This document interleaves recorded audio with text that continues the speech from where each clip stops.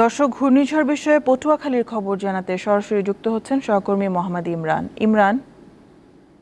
ইমরান, এই মুহূর্তে জেলার পরিস্থিতি কি এবং এই যে দুর্যোগ মোকাবেলায় কি ধরনের প্রস্তুতি নেওয়া হয়েছে আমাদের জানাবেন। জ্যোতি, এই মুহূর্তে আমি যখন আপনার সংবাদে যুক্ত হয়েছি তখন থেকে কিন্তু গুড়ি গুড়ি বৃষ্টি শুরু হয়েছে। এছাড়া আমরা সকাল থেকে কিন্তু কোনো ধরনের কোনো বৃষ্টি কিন্তু এই উপকূলে লক্ষ্য করিনি।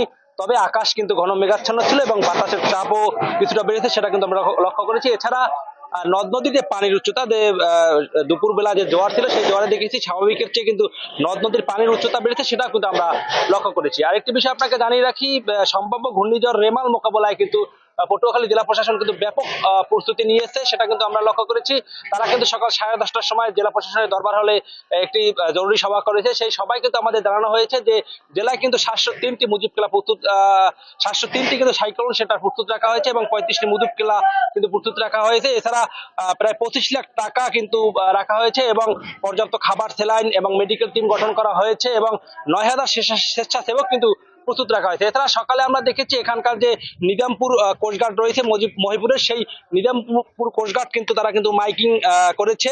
যে জেলেপল্লী রয়েছে সেই জেলেপল্লীতে কিন্তু তারা মাইকিং করেছে এবং মৎস্য বন্দর গুলোতে কিন্তু তারা মাইকিং করেছে। সকল মাছ ধরা ট্রলার সমূহকে কিন্তু নিরাপদ আশ্রয়ে তারা কিন্তু থাকতে বলেছে। আমি আপনাকে আরেকটি বিষয় জানিয়ে রাখি, বর্তমানে কিন্তু মাছ ধরার উপর 65 দিনের নিষেধাজ্ঞা চলমান রয়েছে, যার কারণে বেশিরভাগ মাছ ধরার ট্রলার কিন্তু যে পটুয়াখালীর যে মহিপুর এবং আলিপুরের মৎস্য বন্দরের যে খাপড়াভাঙ্গা নদী রয়েছে সেই নদীতে কিন্তু ইতিমধ্যে আশ্রয় নিয়েছে।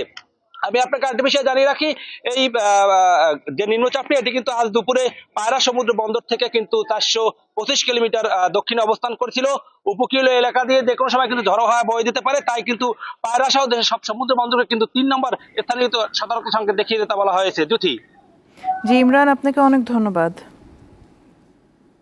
সম্ভাব্য ঘূর্ণিঝড়ের খবর পটুয়াখালী থেকে জানাচ্ছিলেন সহকর্মী মোহাম্মদ ইমরান।